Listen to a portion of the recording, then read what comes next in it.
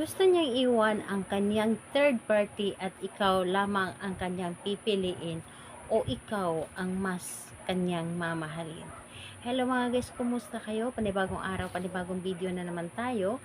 And sa araw na ito ay isa na namang video ang aking ituturo sa inyo na simpleng gabay o simpleng pamamaraan na makakatulong sa atin.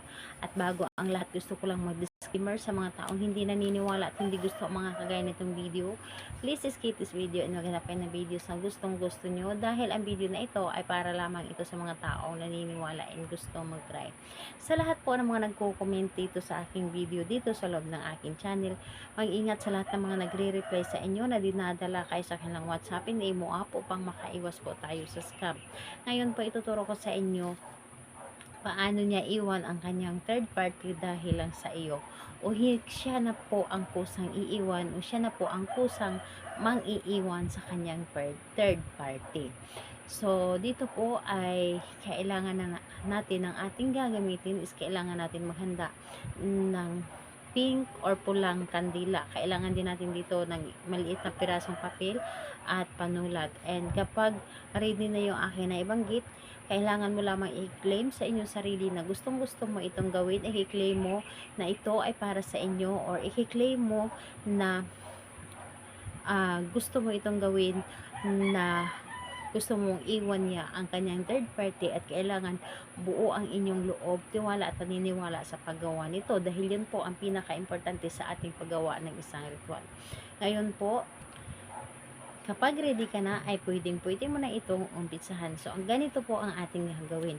Dito sa isang maliit na pirasong papel, isulat mo dito ng isang bisis ang kanyang pangalan at apelyido lamang, isa lamang. Pangalan ng inyong partner. Yes po. Isulat ninyo ang pangalan na inyong partner at kapag naisulat nyo na, sindihan mo ang kandila. Pula or pink na kandila lamang ang ating dapat gamitin. Pwedeng bago, pwedeng gamit na. And kapag nasindihan mo na ito, syempre tutulo yung wax niya. Ilagay or ipatulo nyo dito sa kanyang pangalan. Dapat yung kanyang line ng pangalan na inyo isinulat, matakpan ito lahat ng wax ng kandila.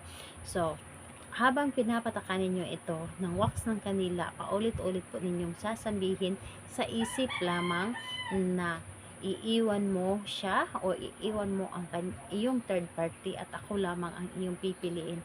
Iiwan mo ang iyong third party at ako lamang ang iyong pipiliin.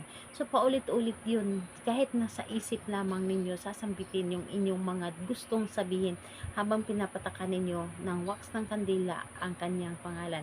Dapat po matakpan ng wax ng kandila ang kanyang pangalan. And, ayun po. Kapag natakpan na po yun lahat ng wax ng kandila ang kanyang pangalan, patuyuin ninyo dahil basa pa yan yung wax ng kandila. Hayaan ninyo na tumuyo ang kanyang ang wax ng kandila and wag ninyo siyang tupiin. Hayaan po ninyo na naka-straight po.